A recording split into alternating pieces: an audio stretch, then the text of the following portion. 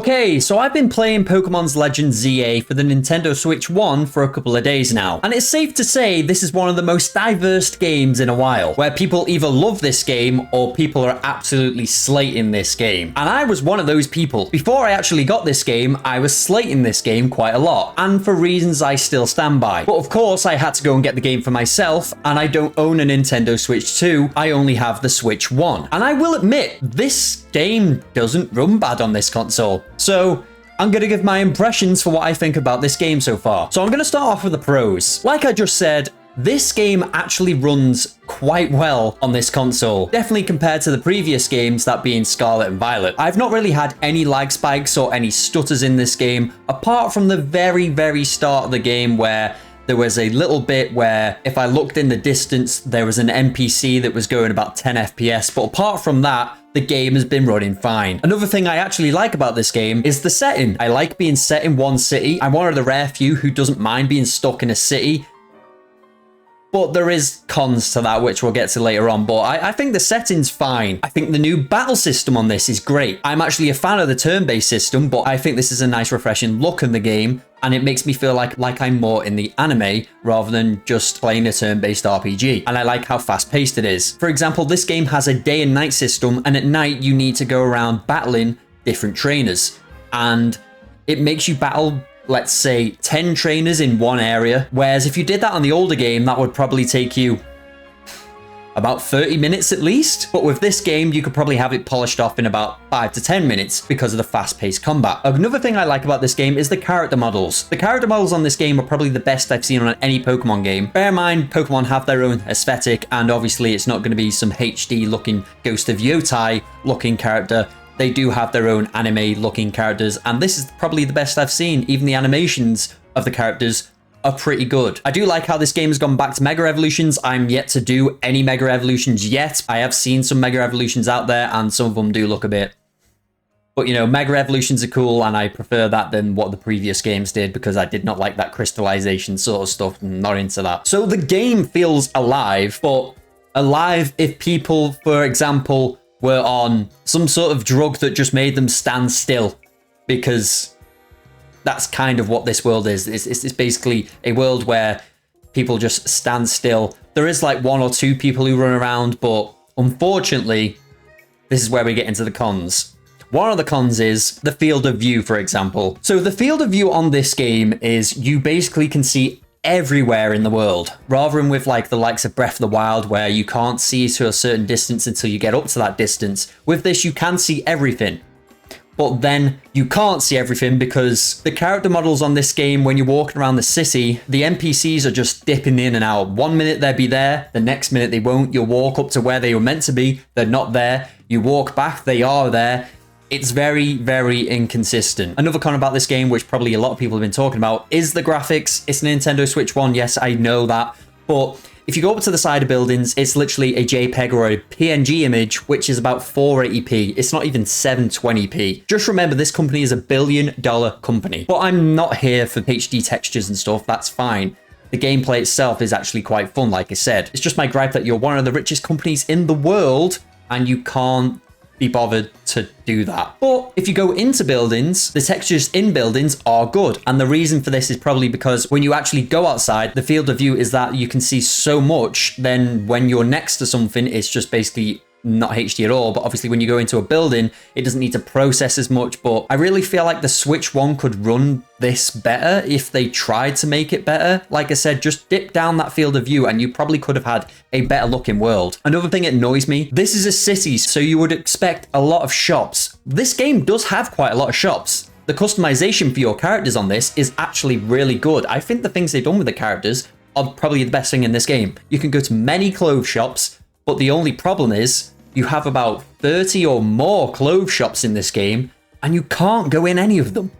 You just literally go up to a window, press the A button, and then you open a tab, so then you can see what clothes you want to choose. It's convenient. You're in a nice big city. I want to be a bit more immersed, considering this is the only place you can go in this game, is this one city. There is no open world. So I want to be immersed in this city if I'm stuck here. Speaking of the city is lifeless. Like I said, there is a lot of NPCs. They don't do anything, and it just makes the world feel a bit dead, I'm going to be honest. This world needs to be more immersive. If you're sticking me in one place, this one city, it needs to be more immersive. When it becomes nighttime, nothing else happens. Literally just some shop windows come on. The shop windows you can't go in come on. It looks nice, but it's just dead. And speaking about it being a big city, you would think, like other Pokemon games, you would either have a bike or you'd be able to ride a Pokemon around this city to make you travel around.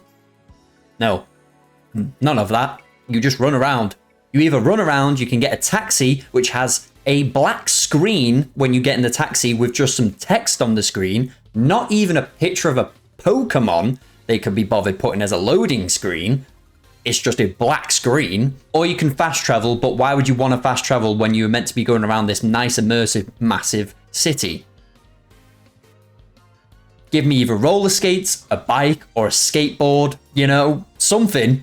We've had bikes on Pokemon games since like Gen 2? Might be wrong there, it might be like Gen 1 or Gen 3, but you know, I know we've had it since years ago. There's a lot of back streets in this game, but of course there's just literally nothing down them apart from a bin bag or a bit of scaffolding, which is just another disappointment. You can go on top of roofs in this game as well, where again, there's not really much happening. You might have the odd Pokemon or two up there that you can catch. From what I've seen so far, it might get more immersive. I can't see it happening. And then speaking of Pokemon, you have different areas in this game. For example, with your older games, you had like the safari areas where there was just loads of places where you could go around catching Pokemon. In this, they have different zones.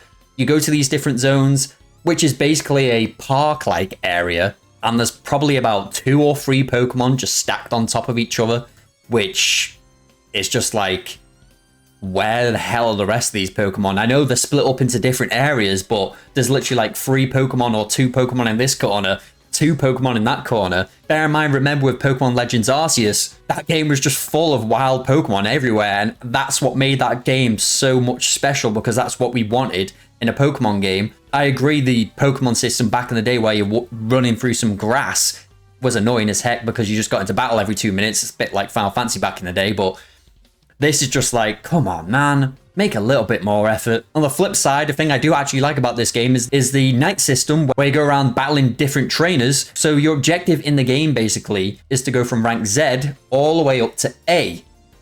And you do that by battling different trainers and getting tickets and then getting promotions, which I actually really like this. It's kind of like the gym system in the older games, but with its own different twist. This is a thing I actually do like, but I can kind of see this getting repetitive, and at the moment, it's not really been hard. I feel mixed on this game at the minute. There's a lot of things I do like in this game. There's a lot of things I do like that they've implemented, such as like side quests where you go around doing different missions for different people. Like I said, the battle system at night, I actually really do like that, but I don't know how repetitive it'll get. And I do like it being set in one city, but I just don't feel like they've gone around these different systems the right way. Hopefully with future games, they might expand on this and make it better, but it's just one of those. The Pokemon Company are a billion-dollar company, and they should be doing better than this. They really should. But I can't say for the price tag of what it is on Nintendo Switch 1, which is about £40 in the UK, probably about $40 to $50 in the US, I would imagine, that it's that bad of a price. I know it's about $70 or $60 in the US for the Switch 2 version, and from what I've heard,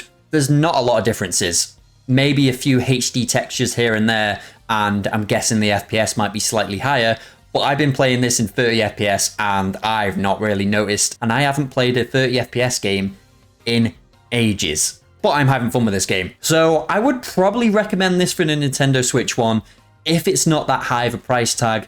I wouldn't go out my way and pay $70 for this if it is that in a shop, because it's probably not worth that at all. But if you go into this game with mid expectations, because bear in mind, I went in this game with low expectations and I was kind of pleasantly surprised by this. I'm going to be honest, because I did start bad-mouthing this game to begin with when I seen all the footage and what people were saying. But have your own opinion is all I can say. Try the game. If you don't like it, sell the game. If you don't want to buy it, don't buy it. I would say it's a good game. I wouldn't say it's a bad game at all. I just think Pokemon could do better. Well, that was just my first impressions of this game on a Nintendo Switch 1, because I know a lot of Nintendo Switch 2 reviews are going out there and people probably want to know what the Nintendo Switch 1 version's like. Like I said, it runs pretty well. runs better than the last 2 games, which is kind of easy to do because they ran like a bit like hot dog crap, to be honest. But yeah, I would recommend picking this up though if you can get it for a good price. Well, that's it for today's video. Please do leave a like on this video. It helps the video get out there. And if you do like this video, I will be bringing out more game reviews and stuff like that. So if you like that sort of thing, please do subscribe. I'll see you in the next one.